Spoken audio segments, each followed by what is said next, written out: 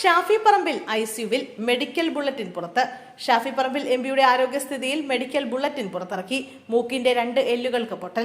ഷാഫി ഐസിയുവിൽ നിരീക്ഷണത്തിലാണ്. വിദഗ്ധ ഡോക്ടർമാരുടെ പരിചരണത്തിൽ ആരോഗ്യനിലയിൽ പുരോഗതിയുണ്ടെന്നും മെഡിക്കൽ ബുള്ളറ്റിൻ വ്യക്തമാക്കുന്നു. ഇടതുഭാഗത്തും വലതുഭാഗത്തുമുള്ള എല്ലുകൾക്ക് പൊട്ടൽ സംഭവിച്ചതായാണ് CT സ്കാൻ റിപ്പോർട്ട്.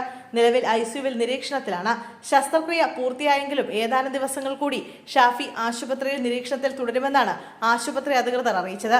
അതേസമയം ഷാഫി പറമ്പിലിനെതിരായ പോലീസ് നടപടിയിൽ സംസ്ഥാന വ്യാപകമായി കോൺഗ്രസ് പ്രതിഷേധിച്ചു. പലയിടത്തും പ്രതിഷേധ പ്രകടനം സംഘർഷത്തിൽ കലാശിച്ചു. കാഞ്ഞങ്ങാട് ഡിവൈഎസ്പി ഓഫീസിലേക്ക് നടത്തിയ മാർച്ച് പോലീസ് ബാരിക്കേഡ് വെച്ച് തടഞ്ഞു. ബാരിക്കേഡ് ഇളക്കി പ്രതിഷേധിച്ച പ്രവർത്തകർക്ക് നേരെ ജലപീരങ്കി പ്രയോഗിച്ചു. പിന്നീട് കാഞ്ഞങ്ങാട് റോഡ് ഉപരോധിച്ച പ്രവർത്തകരും പോലീസും തമ്മിൽ സംഘർഷമുണ്ടായി. അരമണിക്കൂർ നേരം കാഞ്ഞങ്ങാട് നഗരത്തിൽ ഗതാഗതം തടസ്സപ്പെട്ടു. റോഡിൽ ടയർ കത്തിക്കാനുള്ള പ്രവർത്തകരുടെ ശ്രമം നേതാക്കളും പോലീസും ഇടപെട്ട് തടഞ്ഞു. പ്രവർത്തകരെ പിന്നീട് അറസ്റ്റ് ചെയ്ത് നീക്കി. ഷാഫിയുടെ ചോരയ്ക്ക് പകരം ചോദിക്കുമെന്ന് VD സതീശൻ പറഞ്ഞു. സർക്കാരിനെ പ്രതിരോധിക്കാനാണ് പോലീസിന്റെ ശ്രമം. UDF ശക്തമായ പ്രക്ഷോഭത്തിലേക്കാണെന്നും പ്രതിപക്ഷ നേതാവ് വ്യക്തമാക്കി. പോലീസുകാർക്കെതിരെ നടപടി വേണമെന്നും VD സതീശൻ ആവശ്യപ്പെട്ടു. ഷാഫി പറമ്പിൽ MPയെയും സഹപ്രവർത്തകരെയും ആക്രമിച്ച് ശബരിമലയിൽ പ്രതിരോധത്തിലായ സർക്കാരിനെയും മുഖ്യമന്ത്രിയെയും രക്ഷിക്കാനാണ് പോലീസ് ശ്രമിക്കുന്നതെങ്കിൽ ശക്തമായ പ്രക്ഷോഭവുമായി UDF മുന്നോട്ടു പോകുമെന്നും VD സതീശൻ ആവർത്തിച്ച് വ്യക്തമാക്കി.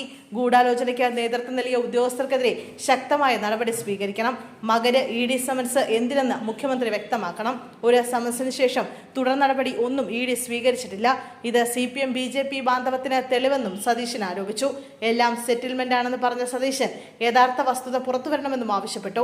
വിവേക സമൻസ് ലംഘിച്ചോ എന്ന് വ്യക്തമാക്കണമെന്ന് KPCC അധ്യക്ഷൻ സണ്ണി ജോസഫും ആവശ്യപ്പെട്ടു.